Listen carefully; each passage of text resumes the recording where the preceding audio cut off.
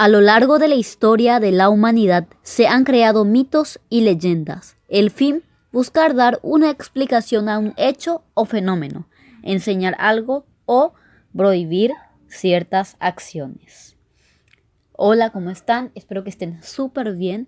Hoy les traigo un nuevo video donde les cuento el mito de los 7 hijos monstruos de Taú y Queraná. Este es un mito guaraní que forma parte de la cultura paraguaya. En una tribu había una mujer muy bella llamada Queraná, hija de Marangatú. De ella se enamoró Taú, el espíritu maligno, transformado en un atractivo joven, quiso raptarla. Pero, por suerte, intervino Angatupurú, el espíritu del bien, para defenderle a Queraná. Lucharon 7 días con sus noches, y venció Taú, auxiliado por Putayobay, un dios de guerra, que llevaba dentro de sí el fuego de la destrucción. Consiguió Taú raptar a Queraná. Se unieron. No obstante, esta unión maldita hizo que Queraná engendrara 7 monstruos, 7 mesinos. El primer hijo de Queraná lleva por nombre Teyuyaguá. Era un verdadero monstruo. Un gran lagarto con 7 cabezas de perro, que era dominador de las cavernas y protector de las frutas. Se alimentaba de frutas y también de miel de abeja que su hermano Yasuyateré le proveía. Boy Tu'i, el segundo hijo de Taú y Queraná, era una enorme serpiente con cabeza de loro.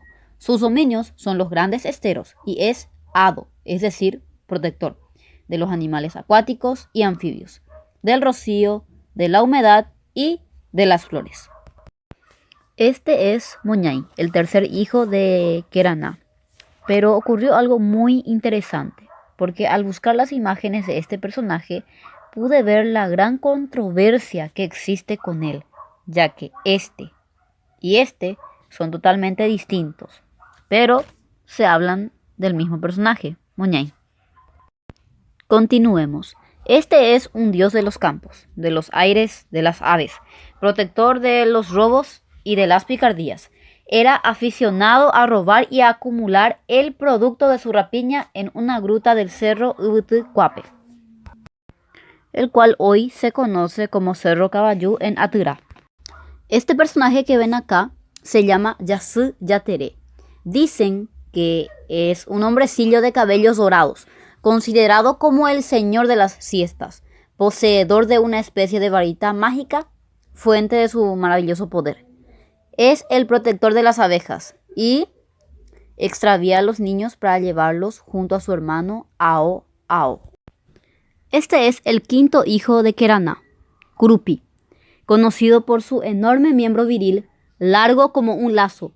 El Curupí es el espíritu de la fecundidad, dominador de las selvas y de los animales silvestres. Secuestra a criaturas y a mujeres, anda de siesta y al atardecer, siendo su hábito perseguir a las mujeres que andan fuera de su casa. Se afirma también que el Curupí tiene los pies al revés, para despistar a los que trataban o tratan de perseguirlo. También conocido como el hado de la fecundidad, Ao Ao, sexto hijo de Queraná, dejó muchísima descendencia. Es caníbal y considerado como el dominador de los cerros y montañas. Solo aquellos hombres que trepan a una palmera, árbol que tiene cierta virtud contra el Ao Ao, consiguen salvarse de él.